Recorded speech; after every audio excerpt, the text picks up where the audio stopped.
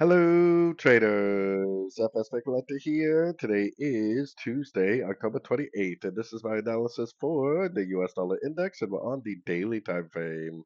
So on the daily time frame, we definitely did make an engulfing move down right here. Now, this definitely could have a few different options. This could be like an ABC pullback to the uptrend like this, or this move down right here could possibly only be a pullback to this move up. So we got our Fibonacci retracement out here, hopefully to help us decide whether this move down is just a pullback to this move up and it's going to make a higher low and continue the uptrend, or whether this is actually going to go down and make like a big wave C or possibly even a trend reversal. Just because the fact that the structure is still up, based on structure, the trend is definitely still up. I am still looking at this move down as possibly a pullback within a uptrend. So going down to the 1 hour time frame, on the 1 hour time frame, we got our Fibonacci retracement on this whole move up right here. Like I said, this move down may just end up being a pullback to this move up right here.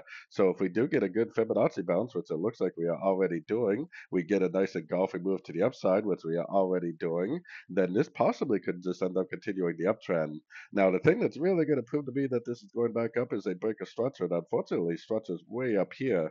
So I think I either need to see like a very significant higher low like this in order to go long, or I potentially need to see it go all the way up here and break structure to prove that it's going back long. But like I said, based on structure in the daily time frame, the trend is definitely still up, and the trend is always your friend. So anyways, don't forget to check out my website linked over here in the corner. And as always, thank you for watching and happy trading.